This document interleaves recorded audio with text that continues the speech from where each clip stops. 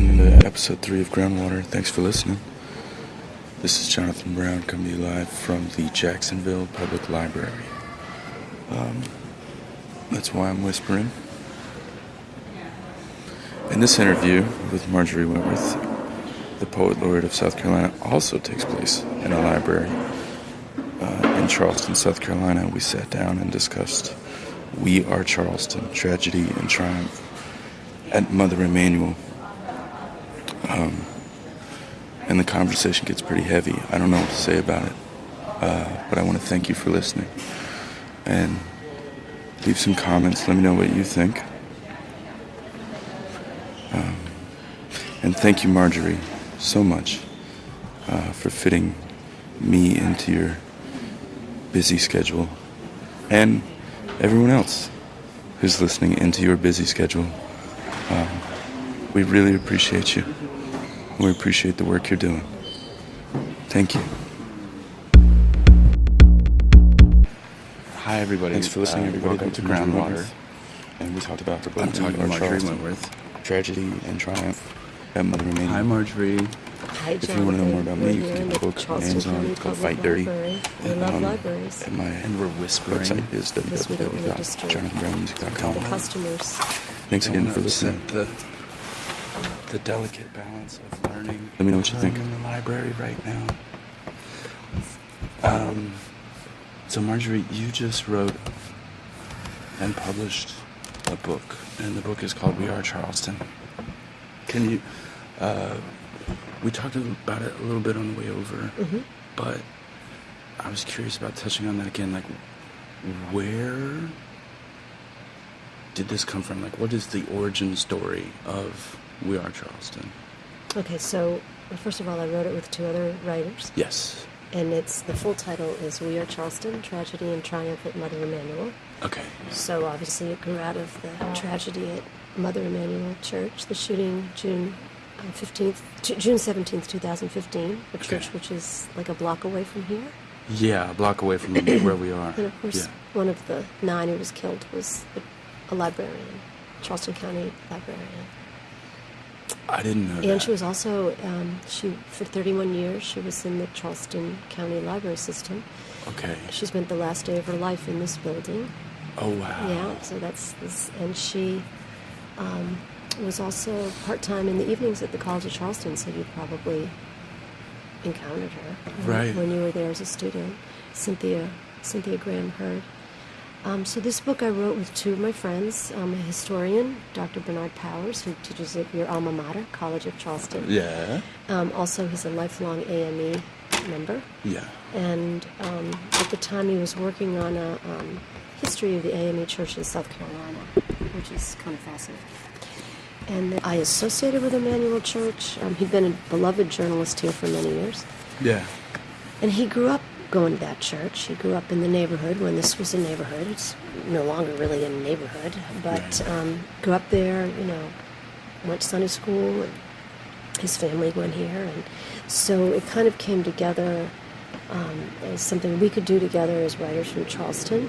Certainly not a book we could have written as individuals. We had to write it fairly quickly because the publisher wanted it out for the year anniversary. And, we tell people it's a book we wish we hadn't had to write.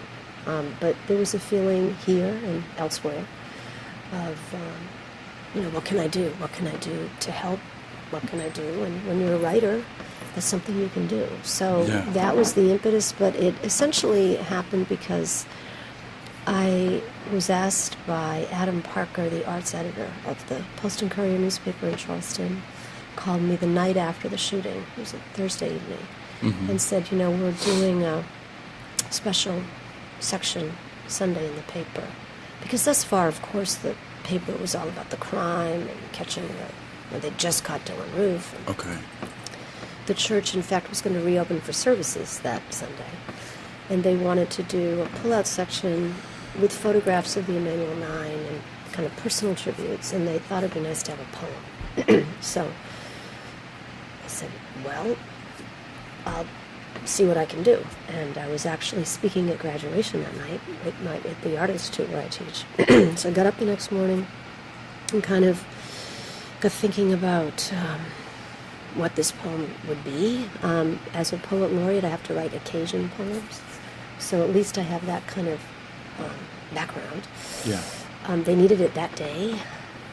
Mary Edna Fraser had somehow in the course of those few days sent me a link of Reverend Pinckney speaking at Emmanuel right after Walter Scott, unarmed African-American man who'd been killed in Right. Charleston by Michael Slager less than 2 months before, or about 2 months before.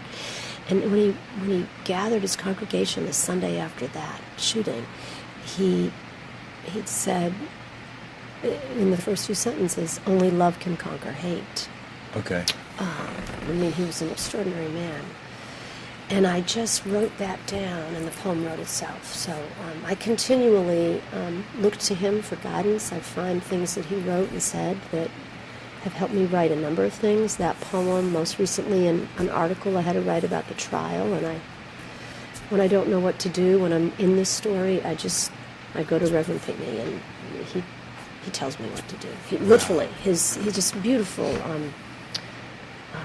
writer and preacher, and state senator as well, of course. But anyway, the point is, you're a writer.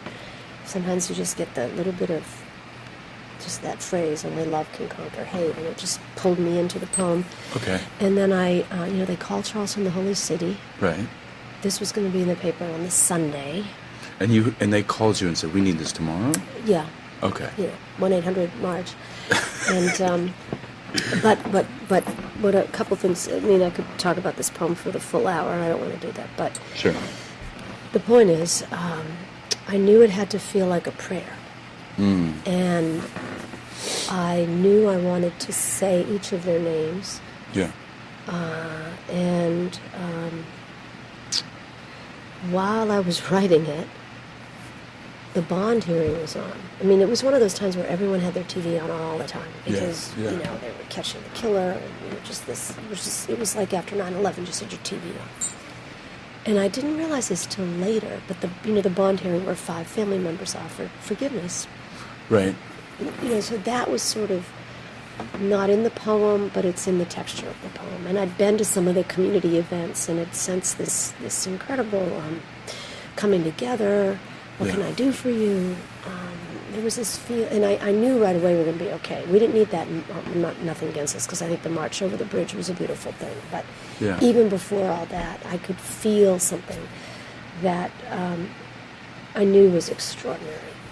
And this feeling of just coming together immediately, and it just overpowering kind of thing. Yeah. So I was able to infuse the poem with that. Now this is just 2 days later, and I already felt that. Yeah. From the first service, the first community service at Morris Brown, Morris Brown AME. So anyway, that all came together. I did the poem and read it at my church, Circular Church, and then I was called by the BBC World News. I think that's the full title. Okay. Could I meet them at Mother Emanuel, and they wanted to film me, I think at White Point Garden, and use that is the kind of, what do you call it? Like that would be the audio with their story. Okay. And the beautiful images of what they filmed in Charleston those few days. So Sure. that happened, and then of course the BBC goes all over the world, which is Yeah. all kinds of people saw it, including a book publicist I work with, Kathy Bennett, who's also a friend, my agent, Jeff Kleinman, Yeah. my cousins in Nigeria, whatever. People saw it everywhere. And Kathy, in fact, who's full of good ideas, called me up the next day and said, "You got to do a book." Okay. Like, that poem just, oh my God, you got to do it. And I'm like, no, that poem took everything out of me, like I am spent. And meanwhile, we're all trying to get the flag down, I'm busy being an activist. Yeah. Yeah. She was insistent. And, that's when I called Herb and said, "What do you think about doing a book about what's going on here?"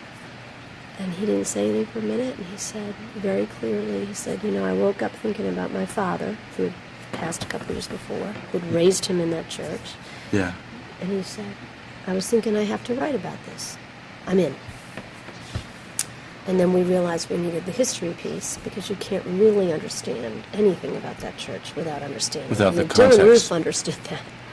Yeah. Really, he did. I And wanted so to- anyway, so yeah. that's how we came together. And Jeff Kleinman was just, within a week we had a book deal. So that's Wow. the story. That's the story of how it came to be. Yeah. Fast and Furious. So, I just gobbled up this book over the last 2.5 days, and I loved it. And I didn't know any of the context.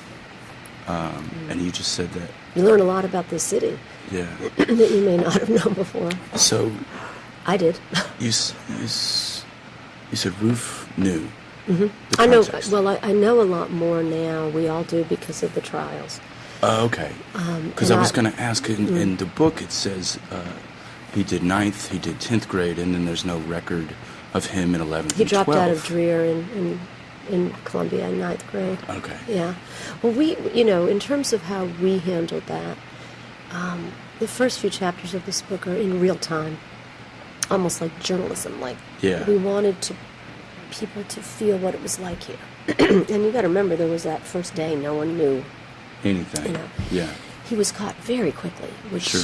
I think contributed to the peace that we had here. I mean, you have to remember that. I mean, he was in jail within 24 hours, really. Yeah. If that hadn't happened, things could have been very different, but be that as it may. And we did some research about him. We thought about talking to his family, possibly interviewing him. And at a certain point, like, we weren't telling his story. You don't And want to tell his story. So Yeah. I remember calling our editor, Matt, Yeah. and saying, because I'd kept a clip file on what was happening with the charges, and there was the criminal charges and the federal hate crime, a lot of different, and then whatever was going on with it. And we just kind of left it there. But I have been in and out of the trial, covering it for the last couple months, and in terms of what's been revealed, in terms of his motive and evidence and whatnot, I mean, he had really been researching this for a very long time. Okay, so the date was no coincidence. About- That piece about the Denmark VC, I mean, I think that actually now I wouldn't swear by this, I have to go back and look at my notes, but I think it was either the closing or opening statements of the prosecution that came up. Okay. I'd have to go back and look at the trial transcripts, but there are lists, for example, of other African American churches that he researched. He had a handwritten list that they found, I think, in the car. And he had, as he developed these ideas, Yeah. and really, he lived in the Columbia area. He just liked Charleston. And he would come down here and go out to Boone Hall and take a picture of himself, or go out to here or there. Yeah. But he almost always would drive by Mother Emanuel. And, if you learn about the history of this church, like you Yeah. just did, because you read them, it has a kind of a meaning in this place and Absolutely. in the African American community, let alone the AME community. I mean, one thing he talked about understanding the historical importance of the church. I mean, you got to think about this church is started in Charleston while it's a slave port. It's a black abolitionist church. I mean, it was, and the city authorities tried to shut it down over and over again. I mean, before the Denmark VC rebellion, they were still trying to shut it down. They'd break up prayer meetings and stuff like that. So Because it was illegal, right? For free. There's a quote in the book that really struck me about it. It was somehow for gathering. There was Yeah. it was illegal for free blacks to gather in Well, large numbers when or you- something, yeah, and that when you- includes a church. Well, they would just, I mean, they would break up these prayer meetings. Yeah, we begin a chapter like that, and they would break up these prayer meetings with whatever legal, yeah, law du jour. I mean, what's interesting, if you look at the history of just the legal framework in terms of controlling Africans in the United States over the years, I mean, the laws came in increments, and different states had different laws. Sure. But all the laws were about control Yeah. and repression, whether it be, you're not allowed to walk down the street with a cane in your hand. That was a law? Yeah, I mean, Jeez. it's really interesting when you look at all that in all kinds of places, not just here, but even Sure. in like Massachusetts. But if you think about, go down to Gadsden's Wharf, that's where the Africans were coming in before they were sold, and you just come up into Charleston, and there was this black church that was an abolitionist church. Right. So, of course, it was, and it really started in Philadelphia right when our country started. So, I think a lot of people don't live in places with AME churches. They don't even know what it stands for. Right. But the historical significance, this is the first one here. And then, of course, other churches, grew out of it. And it's right in the heart of the city. And it has enormous significance in many levels. And, the other thing, quite frankly, and this came out during the trial, he thought about going to like a black arts festival or something. He wanted to kill black people. We all know he wanted to do that. Yeah. He didn't want to go somewhere where there might be white people. Oh, okay. And there probably were not going to be. If you think about it, especially at a Bible study, Yeah. it's not a, And the prosecution argued that he's a coward and he wanted to go. He chose a place where people were so good. If you go to Bible study, you're particularly Christian. Right. And that's a cliche, but let's be honest. And these people were. Yeah. So that even had more impact. You see, it even hurt people more. You kill a minister, you kill the people in Bible study. You don't just go to a church and open fire. I mean, No. I hate to talk about it this way, but this is the way It was thought discussed out. It was in premeditated. Oh, completely premeditated. Yeah. And I'm talking months, if not years. Yeah. And he just narrowed it down on this particular church and this particular night and this this Malcolm Graham, Cynthia's brother. His birthday's today. Okay. He said at one point during the trial, he said, no, his brother Melvin said this. He said, this Dylan Roof chose the day and time and place my sister was killed, something like that. He made that conscious decision. Yeah, yeah. Of course, now he's going to be killed, but anyway, so I could go on and on about that. But he, it was meant to have. I think he called it. He referred to it in his writings, his journal and manifesto. I forget. There's something like he wanted to make a big wave. He wanted to make a big. Okay. But he also didn't. In a Bible study, who's going to not trust you? And he shot them when their eyes were closed. He waited for the benediction when they were at their most vulnerable. So, when you really think, he had really thought through this very thoroughly. And, there was a quarterly meeting at 6, like a business meeting. And, of course, why would a strange young white man go to a church business meeting? Why would anyone go to a church business meeting who doesn't attend the church? It's just not appropriate. It's a business meeting. Right. But anyone can go to Bible study. Yeah. And even now, they still welcome you. They got security cameras everywhere, of course. But, Sure. but anyway, that's somewhere in there. I hopefully explained how we came together to write the book.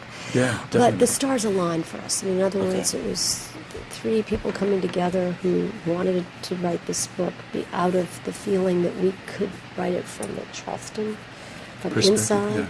It's a book we wish we hadn't had to write. It was, but it was something we could do when everybody wanted to do something, and that was the feeling of we could come together and do it. And but again, to have it happen like that, I just happen to have this agent who's just dazzling and has so much integrity and is such a good, just a real. He does books that have an impact. He doesn't just, he's just really the real deal. Yeah. And and then our publisher, their heart was in it, and you have to have all that stuff happen, right?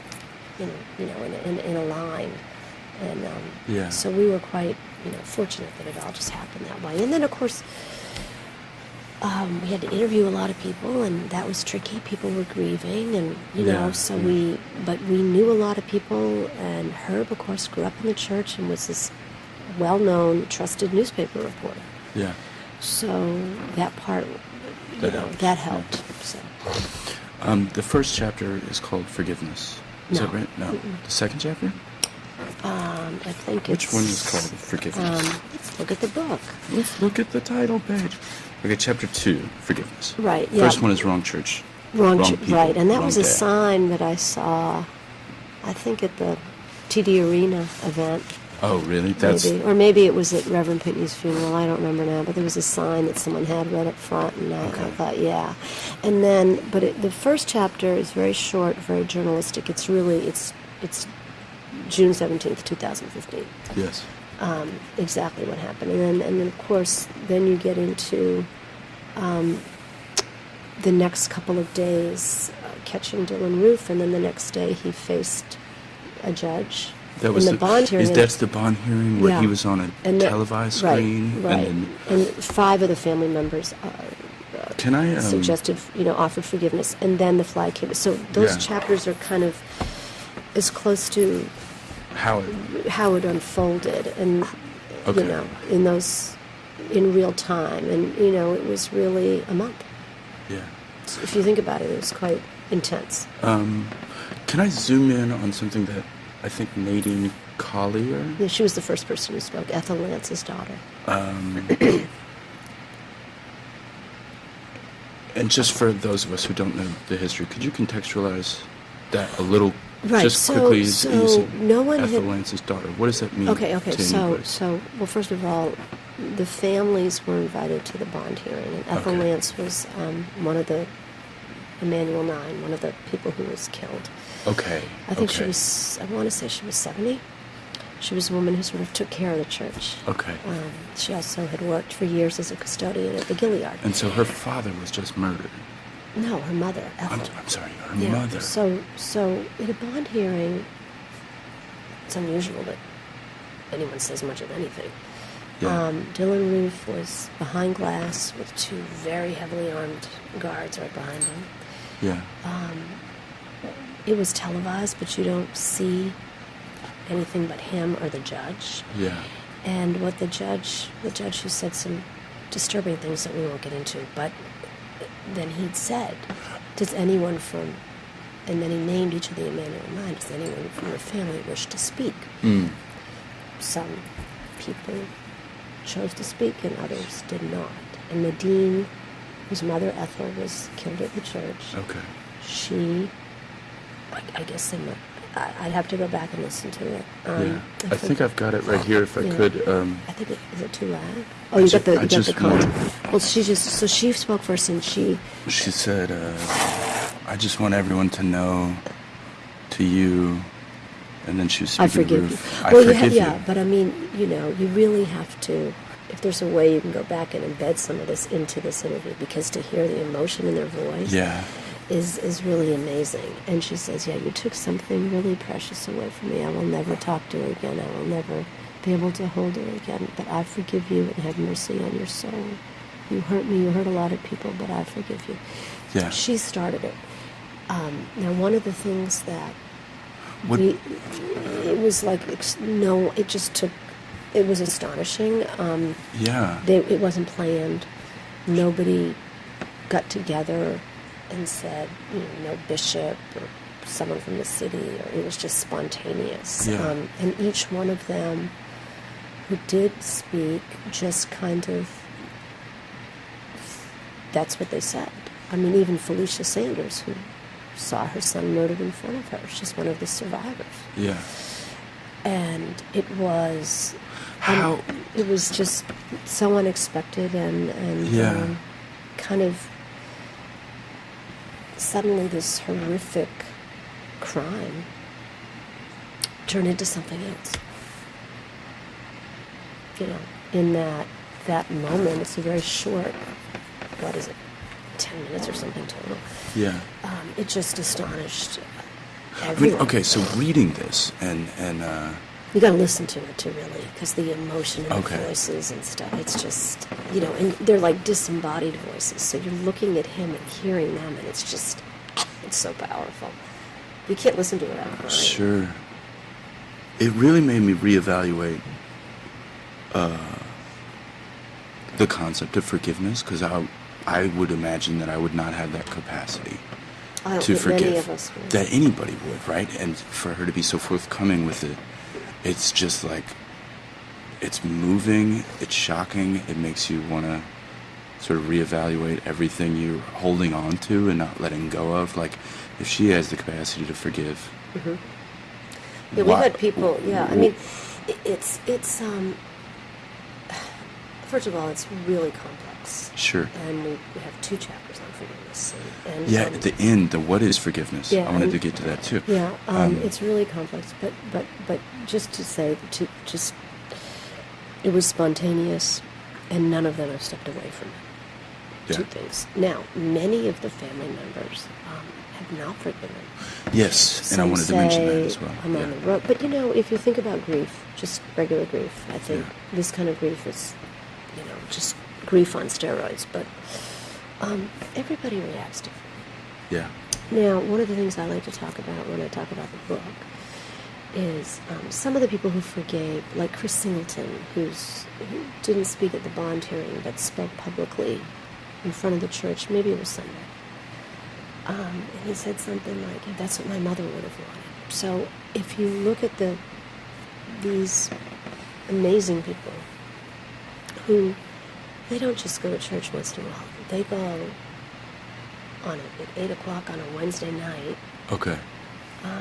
because they don't, their lives are so built around their faith. I mean, all of them were teachers, public servants, ministers, state senators. I mean, none of them lived in a world that was motivated by greed or Right. ambition, and they didn't really separate their faith from their life in the community.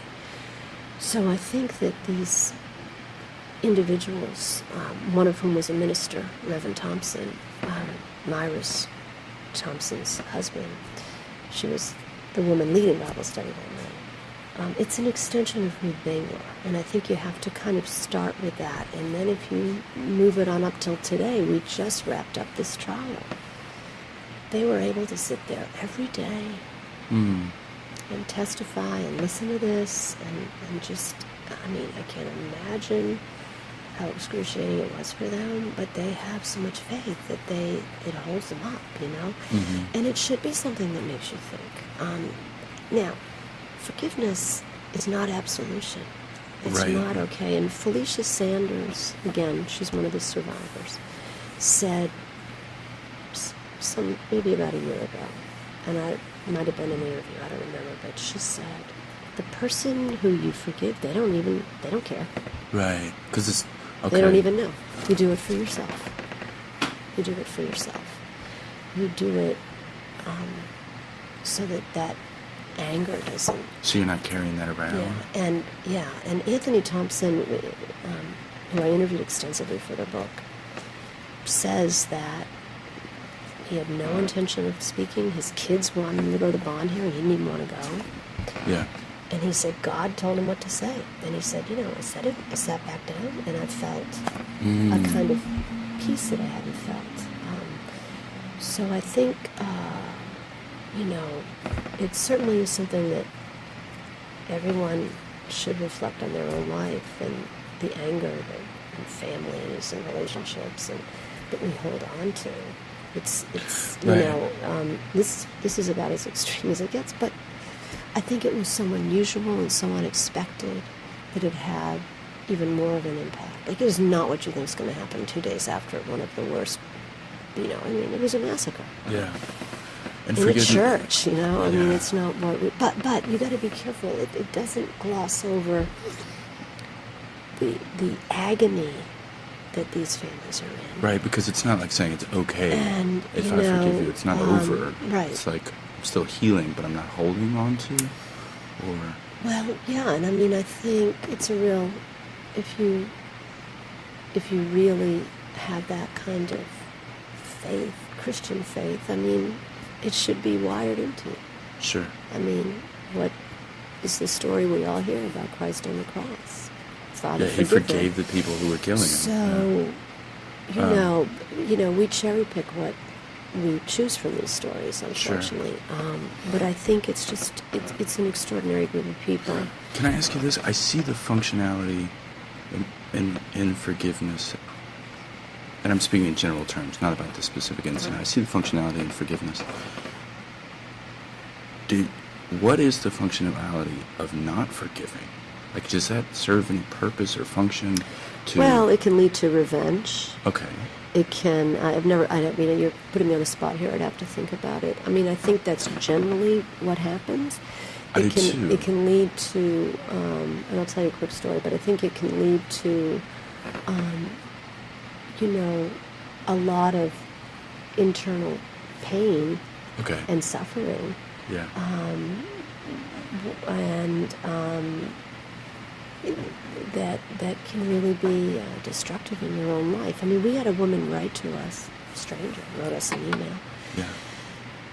saying, thank you for the book, blah, blah, blah, blah. I finished the book, and I picked up the phone and called my brother. I hadn't talked to him in 10 years. Okay. And, you know, I guess that was part of the hope, you know, was that we could write about it in such a way that you might not be AME, you might not be Christian, you might be an atheist, but you might take away from this story something that you can put in your own life and make your own life better. Yeah. You know, that grace that President Obama spoke about when he was here. But interestingly enough, I digress, but February of last year, I get a call from Anderson Cooper's producer. Okay. They were doing a town hall in Columbia with Bernie Sanders and Hillary Clinton. Okay. Anyway, so I was asked to, you know, because they needed some people to ask questions, and I thought they were just calling me, like, who do you know? And they're like, no, we want you to ask a question. Oh. So I was between classes, and again, when I'm on my feet thinking quickly, obviously I do well. I came up with some, and everyone's telling me, oh, you should do this and that. And I just sat down at my desk. I said, no. I know the question I would ask either of them. Okay. And I ended up getting that. You know, you can Google it. It's on my website. So on camera, I asked Hillary Clinton. And actually, Reverend Pitney's cousin had been the first person to ask a question. Uh-huh. And I was the last. And it was a town hall, so they just asked questions of Bernie Sanders for now, and they asked questions of Hillary Clinton. It wasn't a debate. And of course, they had me ask Hillary Clinton because of her husband's personal life. I mean, that was what was implied. Okay. And it was so interesting because she was not, I would say this to her, she was sitting, wasn't really hitting it that night. Bernie Sanders was hitting it. And I asked this question, I say, you know, something like, you know, because she was here the night of the shooting, she was in Charleston. I said, you know, you know about the forgiveness. And I said, you know, I guess I'd ask two questions. Why is it such an unusual response?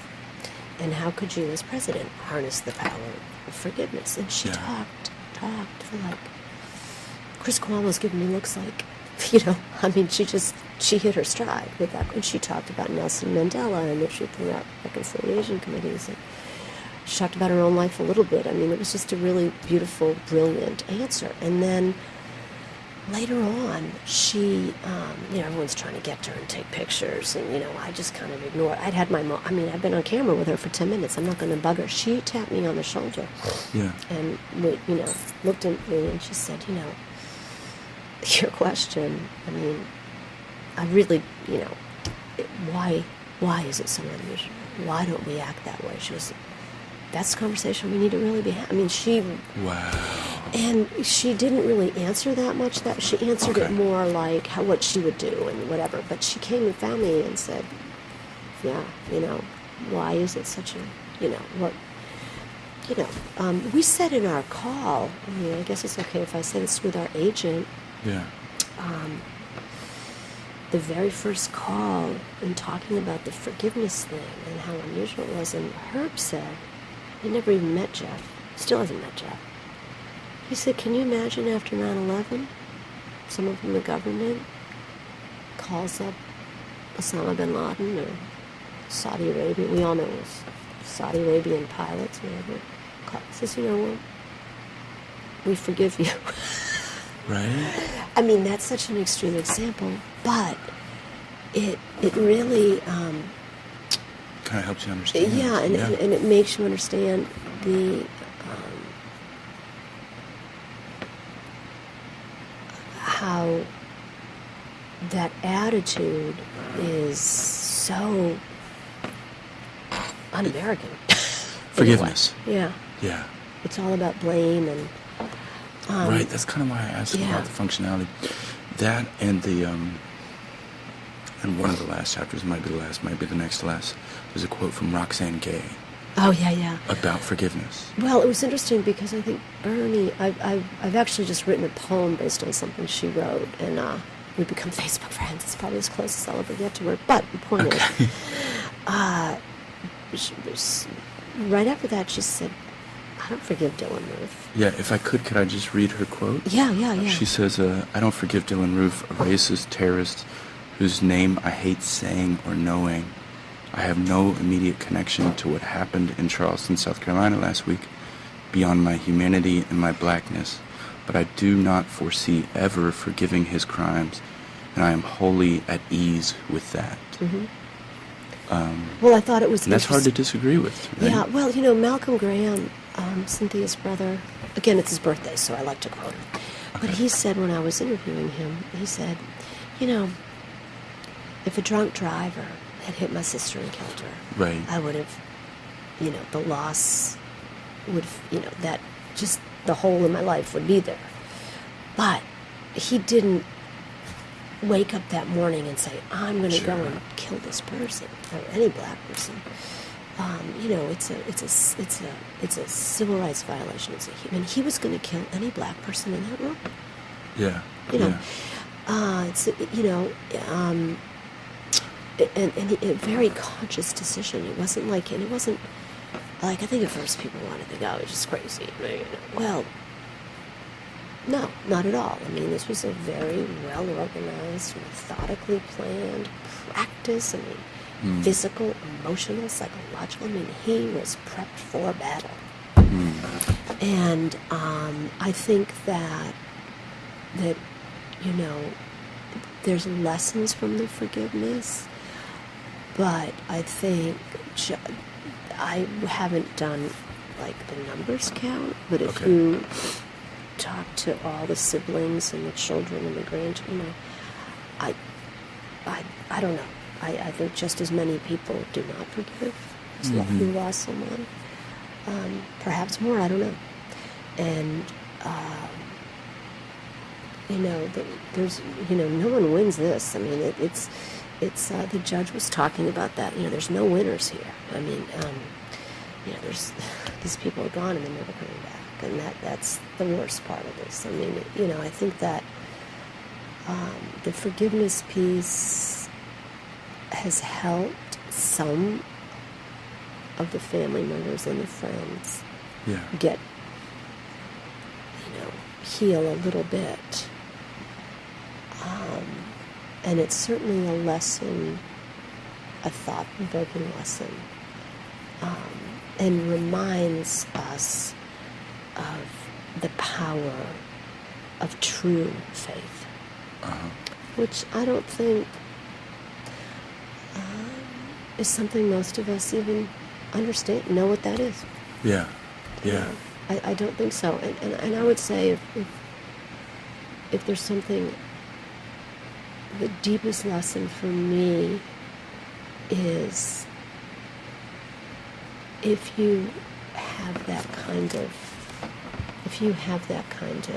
faith where you don't take for granted what that is, or there's people who they only pray when they get cancer or something. Right. But if you have the kind of faith where it's just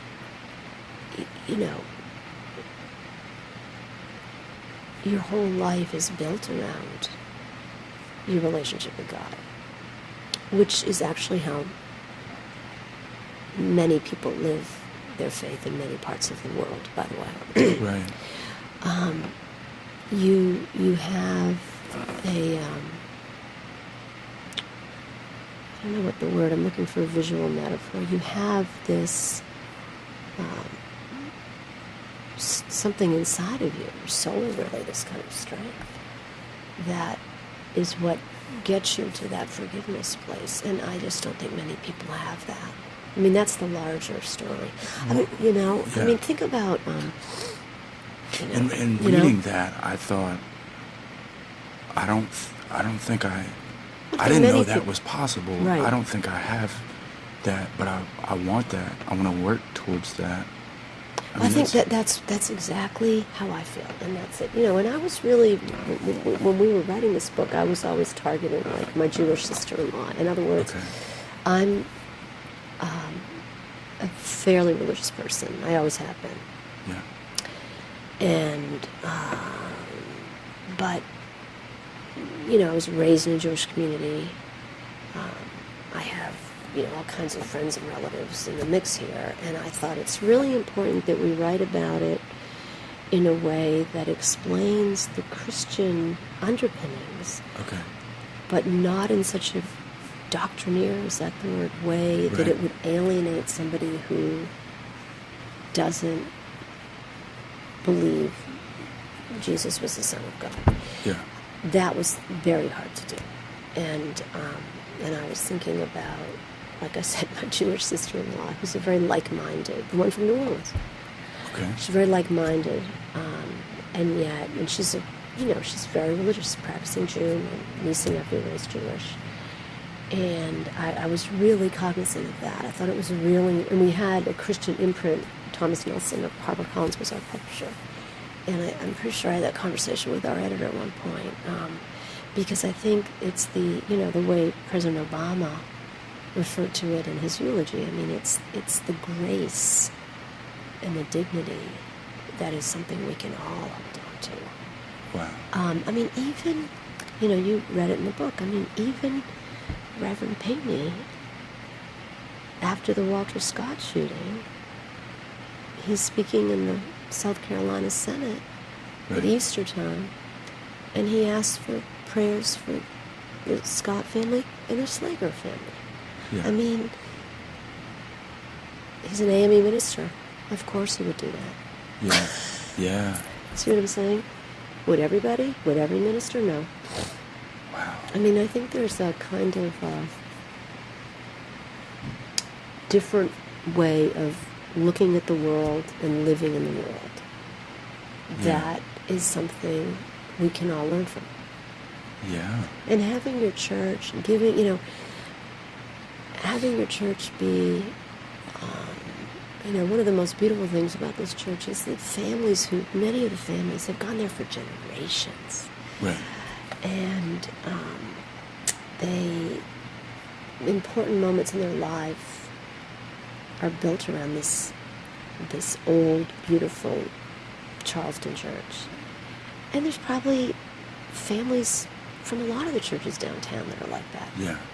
And not many of us have that sort of, have our religious, or whatever it may be also tied to our family history and the history of our place. And I mean, Sure. that is those are deep roots that hold you up in a way that others, I'm not saying it's better, Yeah. but it holds you up in a way, and it's just, you know, it's quite interesting Yeah. and rare. And to come back, if I could switch gears a Yeah, little. yeah, you're the interviewer.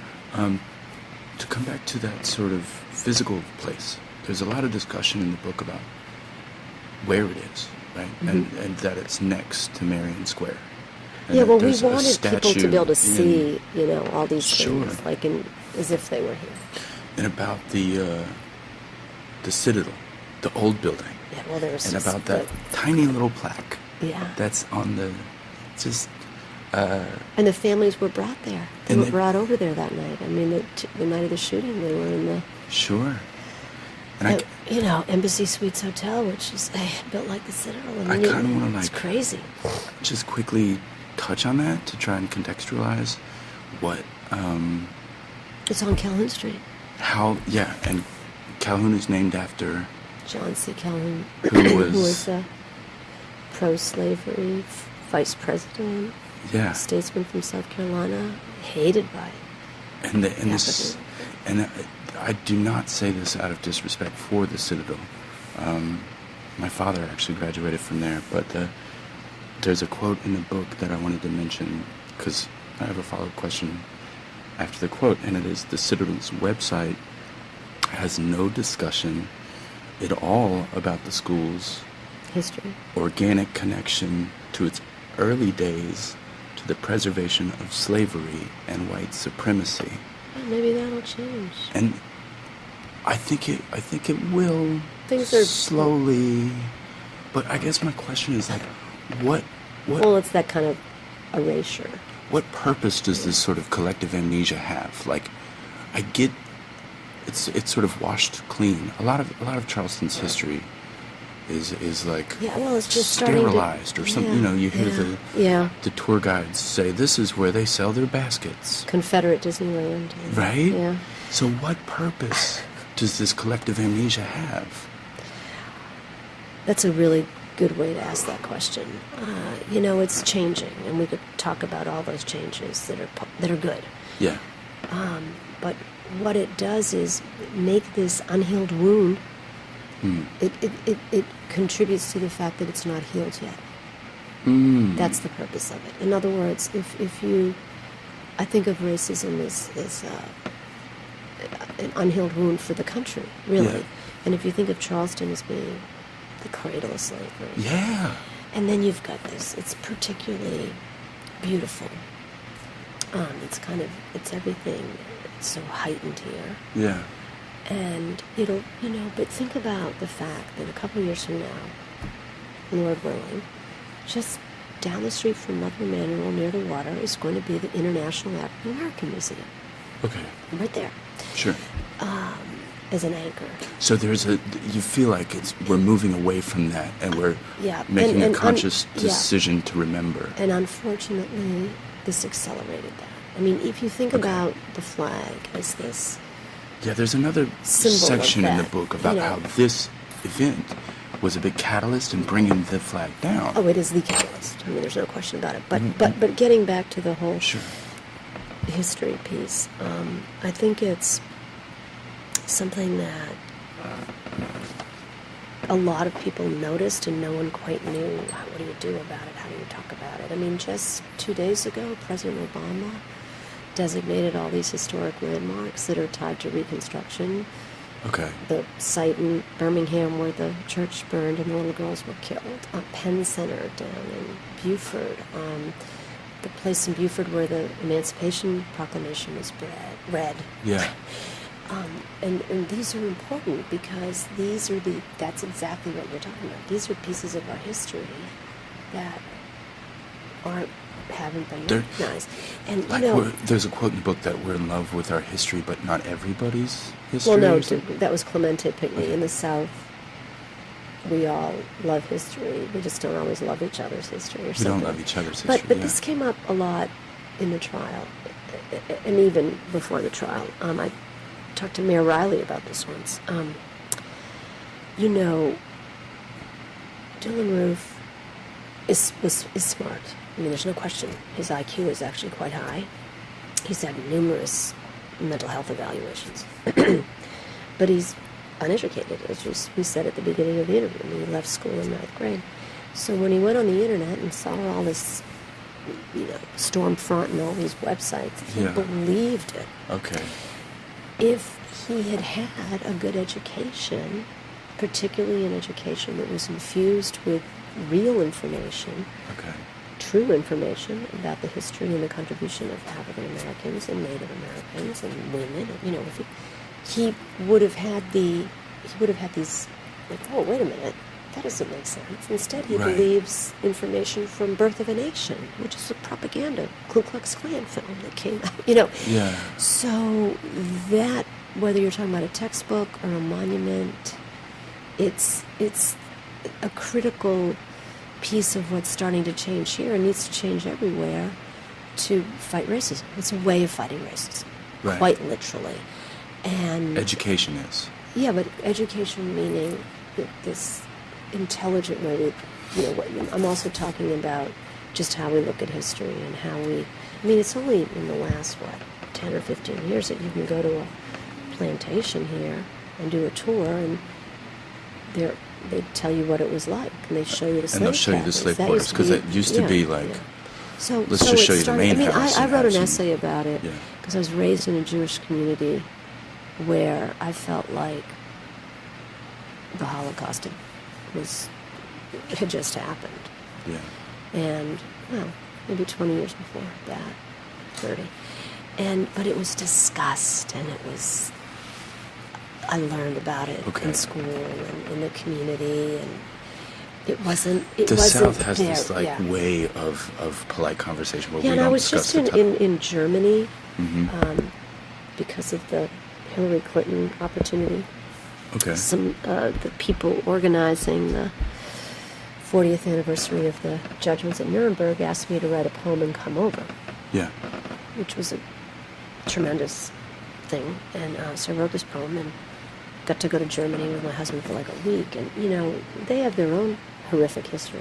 Yeah. And it wasn't until maybe 20 years after, the Holocaust, but, I mean, the end of the war, I guess, well, which was the Holocaust for them, but in the 60s, they began to have this honesty about their history, and they have it on all sides. In other words, whether it's talking about the horror of the Holocaust, or you're in a city and here's a church Yeah.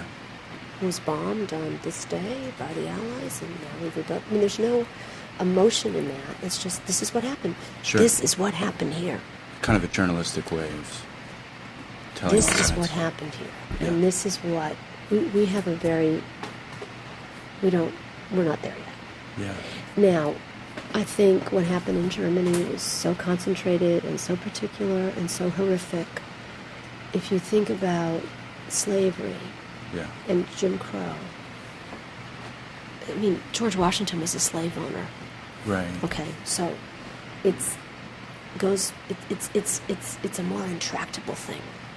Okay. Okay, in our history and our harder big to, like- sprawling country. okay. But Charleston is a tiny place, Yeah. and it's interesting to be in the middle of all of this stuff that's going on in terms of what happened here, whether things playing out here, whether it be the slavery case with the Walter Scott murder. Right. I mean, there's dozens and dozens of cases of unarmed black men getting killed by white policemen. Well, that was one jury away from a conviction. A, B. So there's that. These stories are tied together. 2 months later, you have the Mother Emanuel shooting. You just had the very first time in American history Yeah. that an American citizen has received the death penalty sentence for a hate crime. Okay. Okay. All of this in Charleston, which is the cradle of slavery. So there's something happening here. And then you also have a city that is now known for the city and the church were nominated for the Nobel Peace Prize. Okay. So, you put that all together, and you're in the middle of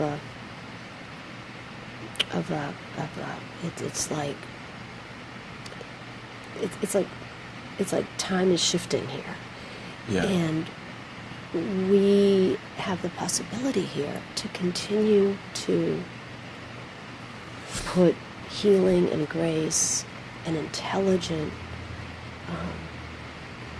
approaches about, and honest approaches about this history into a way to Yeah. make this a place, make this the model. Okay. I mean, I was in Nashville and found out they have this sort of civil rights program that they, in the public library, that they use to train the police. Wow. I meet with Chief of Police of Charleston. We're doing it. That We're doing quick. it. That quick. Wow. In other words, you don't have this in every community where you have the Chief of Police saying, wow, what a great idea. That's just what we need here. And I'm not saying it's all, we still have, Burke is still the only public high school in Charleston is 100% black and Right. is not, as successful as other integrated, or high schools. Sure. Less resources, etc. We still have huge problems here. There's no question about it. Gentrification is pushing people out, particularly minorities, etc., etc. I mean, you know all this, but Yeah. the point is, things are shifting in a good way, and I think that it's like a puzzle. A few hundred years old, and you got the pieces out, and little by little, and then you have a period of time where no one works on the puzzle for a while. Uh-huh. I don't know, I'm just coming up with this. But because of what's happened here, suddenly you got all these people putting, and wow, it's really starting to take shape in a way. And I think that's a way to look at it. Okay. There's someone talking on the phone behind you. I see that. I hear that. What do you hear? You want a break or something?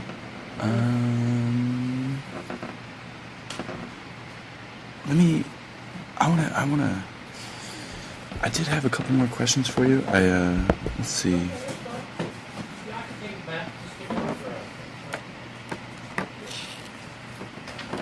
Oh, I'm good. I mean, You're good? You're good? That guy's just talking loud. Yeah, we could press pause, I think. Yeah. Let's see. Maybe he quit. Yeah, I think so. There he goes. Okay. There he goes.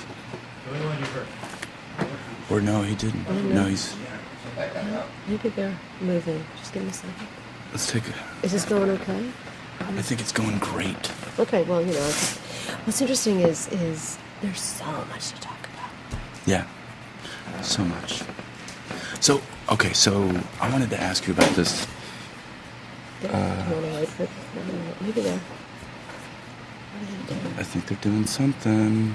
They seem like little busy beavers. I know. In chapter 3, there's this quote that moved me, right? And it's, the complexion of Africans was black. This term signified something dirty, foul, or polluted. Conversely, Europeans were white to convey purity, cleanliness, wholesomeness, and morality.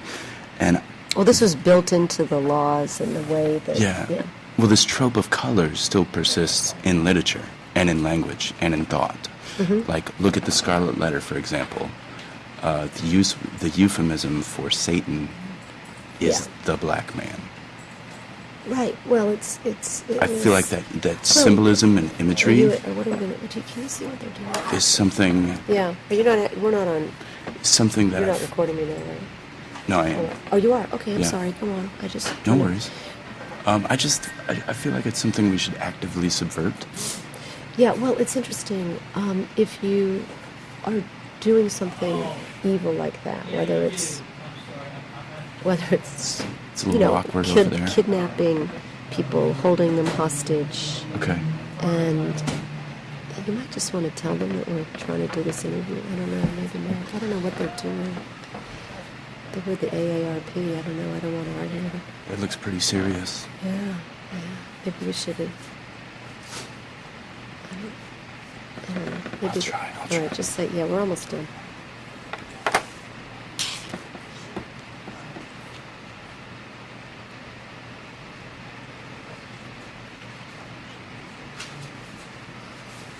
We're not going to. No. I won't take it.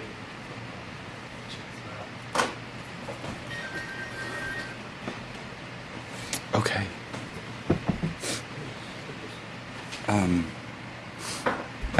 Well, I do want to say this. It's been really fun talking to you. Are we still talking? I think so. We didn't go back to that question. We didn't answer that. No, we didn't. How do we...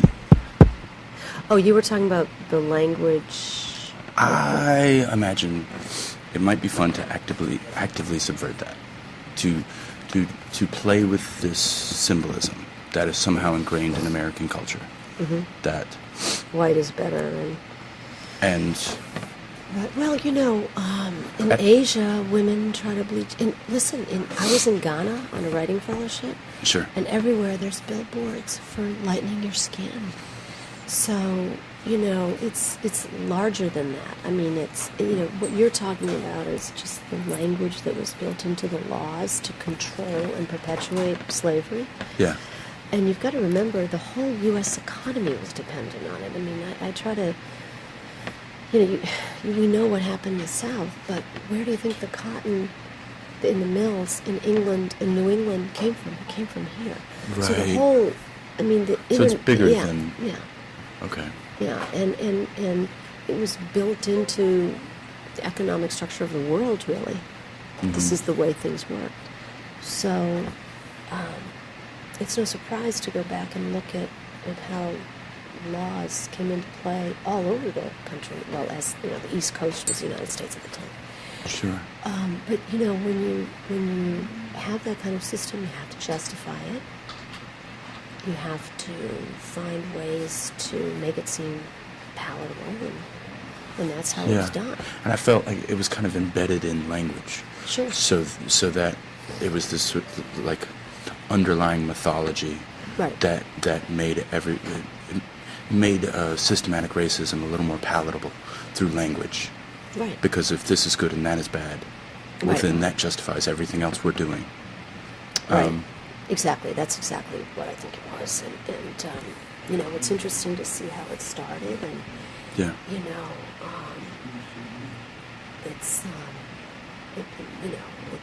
and writers have to, of all people, and historians, have to undo that. Yeah. And now we have this election where these, we have people saying these things that just, wait a minute, I kind of thought we'd stop saying that stuff. Right. But apparently it's some, one of the things about Dylan Roof is he definitely acted alone. There's no question. Okay. There's no question about that. But he didn't invent one of these ideas. He got them from films and websites and a book or two. Wow. And that's powerful. So, you got to think about that. That's scary. And the idea that the ideas he and didn't the invent tools any were of this. there. Yeah, he And just kind of put it together and, Okay. lived in where he lived. And Wow. So,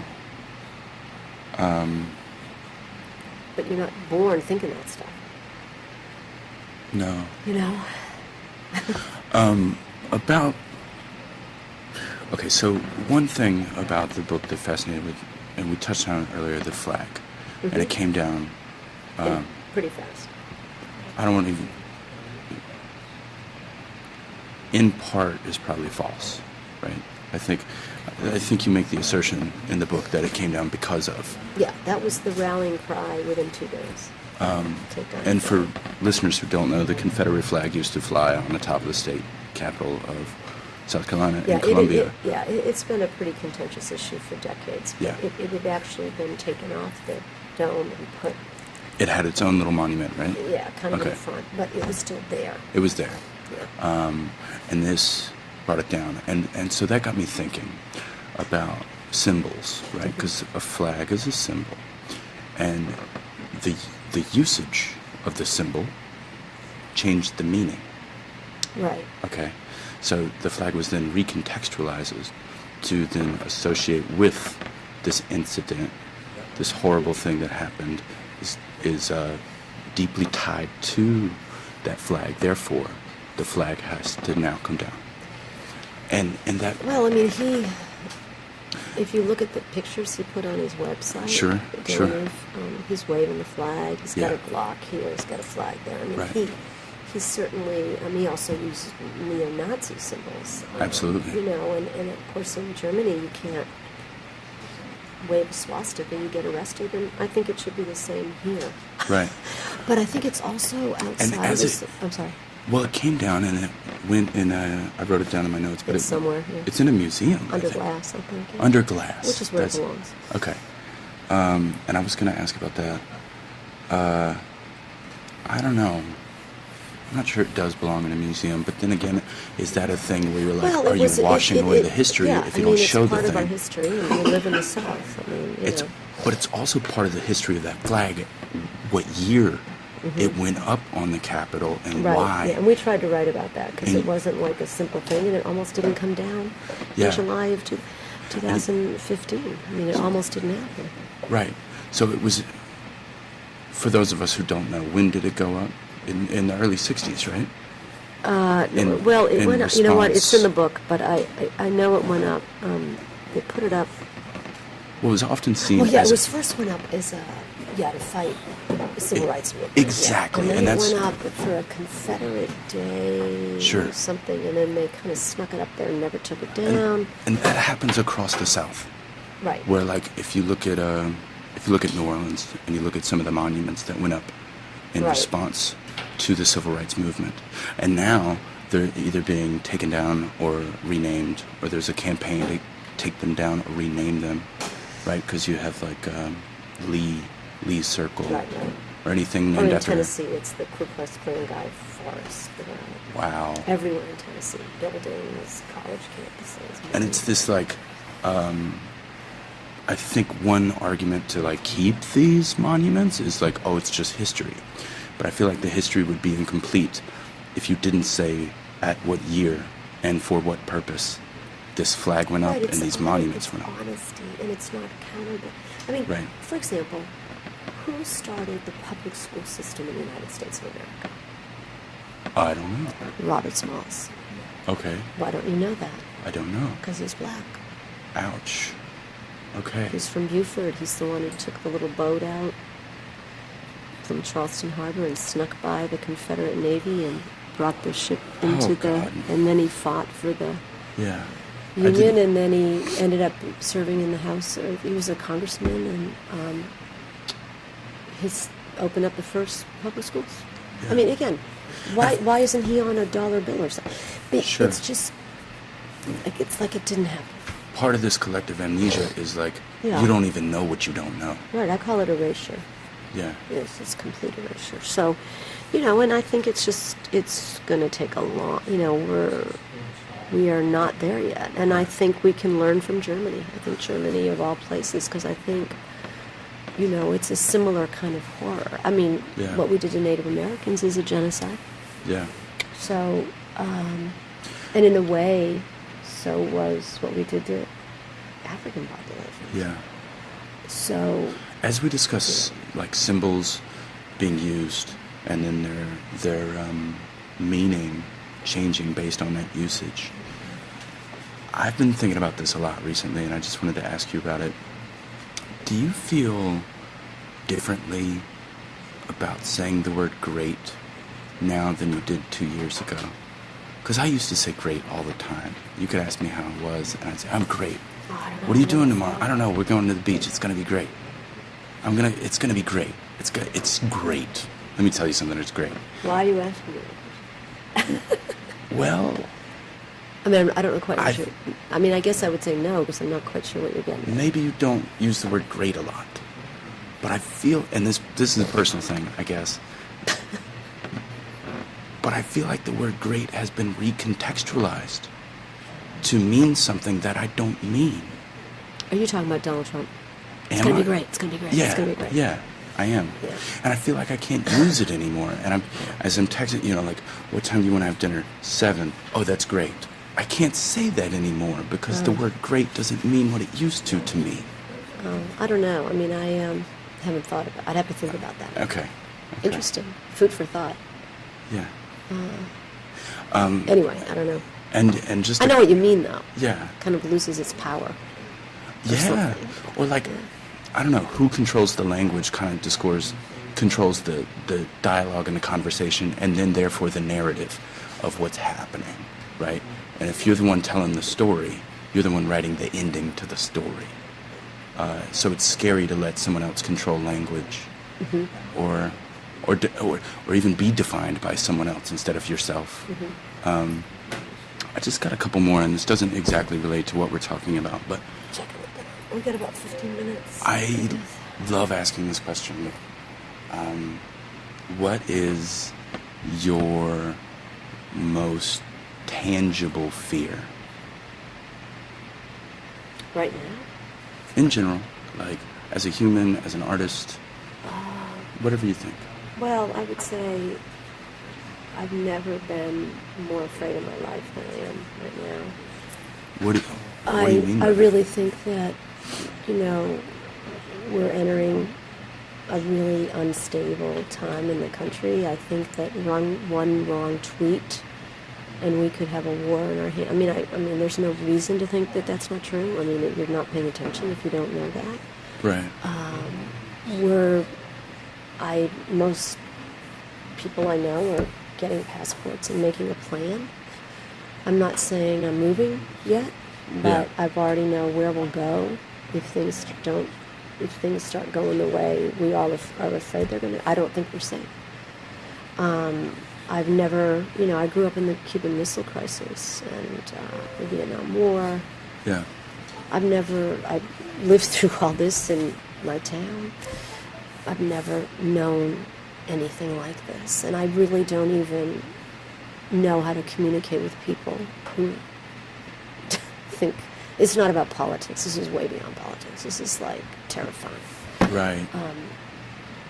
And so that's my greatest fear, is that we're going to just bumble into because of some stupid thing. We'll And just that's wake what up it will with the be. wrong tweet, and it'd be like, oh, I mean, that's really scary. yeah, that is super scary. I mean, I don't understand. I don't think that's being alarmist at all. I think it's just, and I'm really upset about it because, personally, we've been through a lot in this town. I've been taking care of a mother who just died, and I'm just kind of, and I'm not getting any younger. I'm just tired. I'm like, this is not the way I like. I mean, whoever would have thought this is where we'd be? It's terrifying. Yeah. But that's what I'm afraid of. I'm afraid of,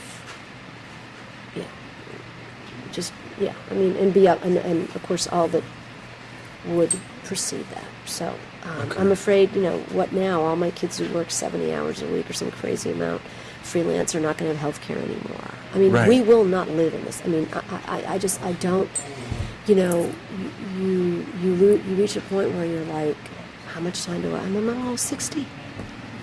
Right. Do you want to spend the last 30 years of your life unhappy? I Or do you mean, want to... I'm just, Yeah. I don't like that kind of stress. I'm sick of it.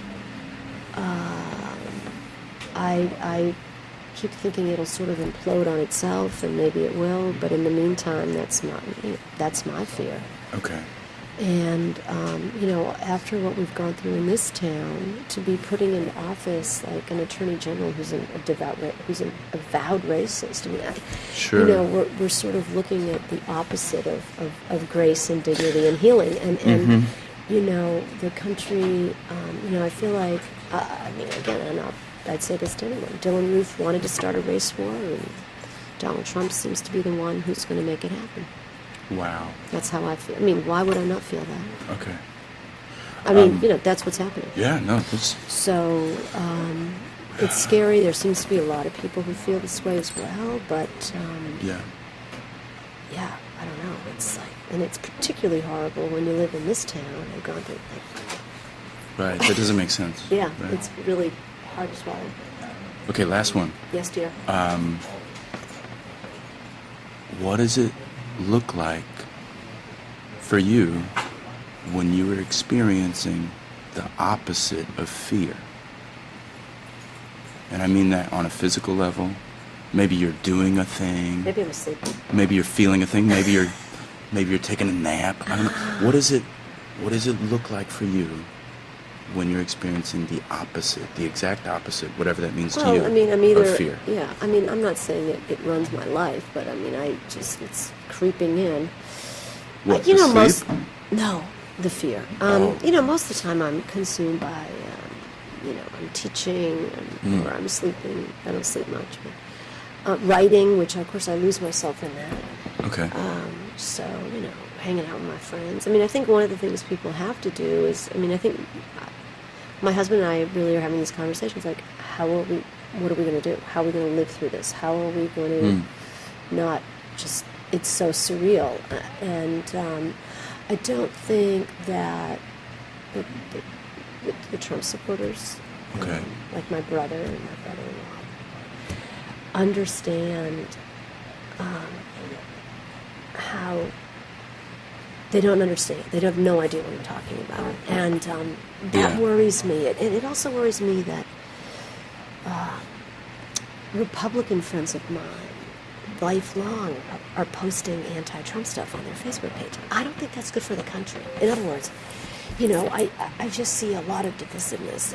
Right. So where I see the opposite of fear is in the life I've built around me. Or, you know, all of this stuff, when you're around the Emmanuel families, it just washes away because what's going on with them and their healing eclipses everything. Okay. You know, and their capacity to keep moving forward and find a way to heal, and whether they've forgiven or not, they're trying to make their own peace, and it just makes everything else seem pretty silly. Exactly. So, Yeah. And that's one of the reasons I like to quote that Ben Harper song, "Blessed to be a Witness." It's a song Marcus Amaker told me about, or gave me a copy of it or something. Because I feel like that's, you know, I've really just kind of been a witness, and I've, you know, learned so much and gained so much, and have all these new amazing people at the center of my life, and this knowledge, and that's been a blessing. Beautiful. And you know, that part I haven't really even had time to completely absorb, but you know, lucky me. You know, seriously. Nice. So I look at it that way. Before we go, do you have anything you want to share? Just like something coming up, or a new book coming out? Or... Oh, I have a new children's book coming out called Out of Wonder. Okay. Poems in praise of poets, and I wrote it with my friend Chris Colderly and Kwame Alexander, and the illustrations by Yukiya Holmes are incredible. It's coming out in March, and it's a multicultural, multi-ethnic approach to poets that we love. Okay. And we've written poems in the style of the poets. Okay. So that kids, I think it's ages 8 to 14, which is pretty wide, but it's a picture book that hopefully will get kids excited about these poets, and with a little bit of biographical information in it. And it's really a project that started because 3 friends wanted to do a book together. Okay. And it reminds me that when you write a book out of the right for the right reasons, it just gives back and gives back and gives back. And we've gotten every advanced review has just been star. So I think it's going to be a really fun journey with this book, and I'm excited to get back with kids, and there's a little curriculum that goes with it where the kids can write their own poems, and I think it's going to be, and the illustrations are just incredible. So I think it's going to be a really fun project. Yeah, fun to go out with that book. Yeah, I'm looking forward to that. So that's a really good thing. Awesome.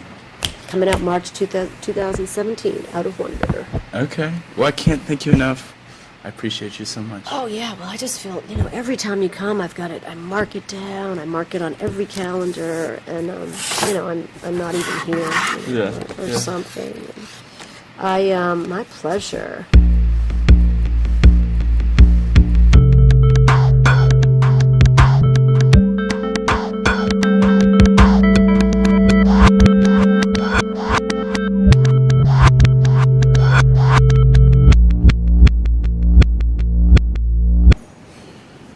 Thanks for listening, everybody. That was Marjory Wentworth, and we talked about her book, We Are Charleston, Tragedy and Triumph at Mother Emmanuel.